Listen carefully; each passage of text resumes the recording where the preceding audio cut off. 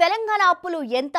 ప్రభుత్వం చెబుతున్నట్టు 6,70,000 కోట్ల లేక గత ప్రభుత్వం చెబుతున్నట్టు 3,17,000 కోట్ల?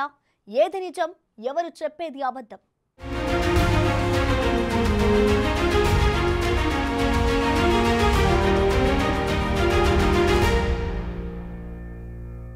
శ్వేతపత్రం వర్సెస్ స్వేదపత్రం. ఏది నిజం, ఏది అబద్ధం? వాస్తవాలు జనాలకు తెలిసాయా? తెలంగాణ రాజకీయాలు స్వేదపత్రం చుట్టే తిరుగుతున్నాయి. మొన్నటి వరకు జరిగిన అసెంబ్లీ సమావేశాల్లో కాంగ్రెస్ ప్రభుత్వం 2 అంశాలపై శ్వేతపత్రాలు విడుదల చేసింది. ఒకటి రాష్ట్ర ఆర్థిక పరిస్థితిపై, రెండోది విద్యుత్ లెక్కలపై. గత ప్రభుత్వం చేసిన అప్పులు, కూడబెట్టామంటున్న ఆస్తులపై సభలో విస్తృత చర్చ జరిగింది. ఈ సందర్భంగా గత పాలకుల్ని కాంగ్రెస్ మంత్రులు తూర్పారబట్టారు. ఆ దెబ్బతో బీఆర్ఎస్ డిఫెన్స్ లో పడిపోయింది. కౌంటర్ ఇవ్వకపోతే ప్రభుత్వం చెప్పిందే జనాల్లోకి వెళ్తుందని గ్రహించారు. అందుకే స్వేదపత్రం విడుదల చేసింది బీఆర్ఎస్. తెలంగాణ 6,70,000 కోట్ల అప్పుల్లో ఉందని ప్రభుత్వం ఆర్థిక శాఖపై విడుదల చేసిన శ్వేతపత్రంలో వివరించింది. తెలంగాణ రాష్ట్రం ఇచ్చే నాటికి 72,658 కోట్లుగా ఉన్న అప్పులు ప్రస్తుతం 6,70,000 కోట్ల అప్పులకు చేరుకుందని డిప్యూటీ సీఎం భట్టి విక్రమార్క ప్రకటించారు. అంతేకాదు, ప్రభుత్వ ఆర్థిక పరిస్థితి ఏమంత బాగోలేదని, కాయకల్ప చికిత్స చేస్తే తప్ప ఇది గాడిలో పడదని ఆయన వివరించారు. చివరికి రోజువారీ ఖర్చులకు కూడా వేస్ అండ్ మీన్స్ ద్వారానో, ఓడి ద్వారానో డబ్బులు తెచ్చుకొని పాలన చేసుకోవాల్సినటువంటి దుస్థితిలో ఈరోజు ఈ రాష్ట్ర పరిస్థితి ఉంది. ఇటువంటి దుస్థితి రావటం నిజంగా తెలంగాణ ప్రజల యొక్క ఆవేదనని, బాధని దురదృష్టంగా నేను భావిస్తా ఉన్నాను. అందుకే ఈ దశాబ్ద కాలంలో జరిగినటువంటి ఆర్థిక అరాచకత్వాన్ని, జరిగినటువంటి తప్పిదాల్ని రాష్ట్ర ప్రజలందరికీ తెలియపరచవలసినటువంటి బాధ్యత, అవసరం. ఈ తెలంగాణ ప్రజల కలలు, ఆశలు, కోరికలు తీర్చాలన్నటువంటి ఆలోచనతో, లక్ష్యంతో తెలంగాణ ఇచ్చినటువంటి కాంగ్రెస్ పార్టీగా మా అందరి ముందు ఉన్నటువంటి బాధ్యతగా మేము భావిస్తా ఉన్నాం. కాంగ్రెస్ కి కౌంటర్ గా స్వేదపత్రం విడుదల. పవర్ పాయింట్ ప్రెజెంటేషన్ ఇచ్చిన కేటీఆర్. శ్వేతపత్రాలకి కౌంటర్ గా బీఆర్ఎస్ స్వేదపత్రం విడుదల చేసింది. తెలంగాణలో కొత్తగా ఏర్పడిన కాంగ్రెస్ ప్రభుత్వం ఉద్దేశపూర్వకంగానే బీఆర్ఎస్ పాలనను బద్నాం చేసేందుకు ప్రయత్నిస్తోందని మాజీ మంత్రి కేటీఆర్ అన్నారు. ఇటీవల రాష్ట్ర ప్రభుత్వం విడుదల చేసిన శ్వేతపత్రం తప్పుల తడకగా ఉందని, అది అబద్ధాల పుట్టని ఆయన ఆరోపించారు. గత 9.5 ఏళ్ల బీఆర్ఎస్ పాలనలోని ప్రగతి ప్రస్థానాన్ని వివరిస్తూ కేటీఆర్ తెలంగాణ భవన్లో స్వేదపత్రం పేరిట పవర్ పాయింట్ ప్రజెంటేషన్ ఇచ్చారు. రాష్ట్ర ప్రభుత్వ అప్పులు 3,17,000 కోట్లని కేటీఆర్ చెప్తున్నారు. మరి ప్రభుత్వం అసెంబ్లీలో 6,71,000 కోట్లని ప్రకటించింది.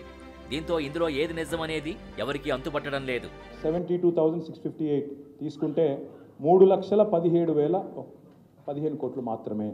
కానీ దాన్ని ఎంత బుకాయింపు అంటే, ఈ 3,17,000 కోట్లను 6,71,000 కోట్లు అని చెప్పి వాళ్ళు ఇలా చిత్రీకరించే ప్రయత్నం చేస్తూ ఉన్నారు. ఇది ఎందుకు డొల్లా అని నేను అంటున్నా అంటే, ఇందులో ప్రభుత్వ గ్యారంటీ ఉన్నాయి 1,27,208 కోట్లు ఉన్నాయి. స్పెషల్ పర్పస్ వెహికల్స్గా డైరెక్ట్గా హైపోతకేషన్తో, అంటే ఉదాహరణకి విద్యుత్ సంస్థలు ఉంటాయి. భద్రాద్రి అనే ప్రాజెక్టు కట్టాలా, యాదాద్రి అనే ప్రాజెక్టు కట్టాలా. భద్రాద్రి కట్టాలన్నా, యాదాద్రి కట్టాలన్నా గవర్నమెంట్ గ్యారంటీ లేకుండానే సెల్ఫ్ హైపోతకేషన్, అంటే ఇప్పుడు ఎట్లాంటి ఉదాహరణకు మీరు కారు కొనుక్కుంటారు, కొన్ని కార్ల మీద చూస్తూ ఉంటారు మీరు తిరుగుతున్నప్పుడు, హైపోతకేటెడ్ టు స్టేట్ బ్యాంక్ ఆఫ్ ఇండియా అని రాసి ఉంటుంది. అంటే ఏంటిది? మీరు కనుక ఆ అప్పు కట్టకపోతే బ్యాంకు వాళ్ళు ఆ ఆస్తిని తీసుకుపోతారు అని అర్థం. అప్పుల్లో తేడా లక్షల కోట్లలో. తప్పెవరిది, ఒప్పెవరిది? ప్రస్తుతం తెలంగాణ రాష్ట్ర ఆర్థిక పరిస్థితిపై అధికారులు వెల్లడించిన శ్వేతపత్రం సరైంది కాదని బీఆర్ఎస్ నాయకులు ఆరోపిస్తున్నారు. ప్రభుత్వం చెబుతున్న అప్పుల్లో లక్షల కోట్ల తేడా ఉందని వారు చెబుతున్నారు. అలాంటప్పుడు ఆ లక్షల కోట్లు ఎక్కడికి వెళ్లాయనే ప్రశ్న ఇప్పుడు ఉత్పన్నమవుతోంది. మరోవైపు గతంలో ఉన్న ప్రభుత్వమేమో తాము అభివృద్ధి కోసమే అప్పులు చేశామని ప్రకటించింది. ఆ అప్పులతో ఆస్తుల్ని పెంచామని చెప్పింది. అయితే అసెంబ్లీ సాక్షిగా లక్షల కోట్లలో తేడా కనిపిస్తుండటంతో ఇందులో ఎవరిది తప్పు, ఎవరిది ఒప్పు అనేది అంతుపట్టకుండా ఉంది. ఉన్న ఆస్తుల్ని కూల్చి కొత్తగా నిర్మించడం అంటే విధ్వంసం చేసినట్టేనని సభలో మంత్రి కొండా సురేఖ గత ప్రభుత్వాన్ని కడిగిపారేశారు. పాత సచివాలయాన్ని అలాగే ఉంచి దాన్ని ఓ హాస్పిటల్గా వాడుకున్నా పోయేది కదా అంటున్నారు. కొత్త సచివాలయాన్ని వేరే చోట నిర్మించి ఉంటే ప్రభుత్వ ఖజానాపై భారం పడకపోయేది కదా అని గుర్తు చేశారు. అన్ని బిల్డింగ్స్ కట్టామని చెప్తున్నారు, చాలా సంతోషం అధ్యక్ష. ఏం బిల్డింగ్లు కట్టారు అధ్యక్ష? సెంట్రల్ జైలు కూలగొట్టిండ్రు, పురాతనమైనది నిజాం నవాబ్ కాలం నాటిది అక్కడ హాస్పిటల్ కట్టిండ్రు అధ్యక్ష.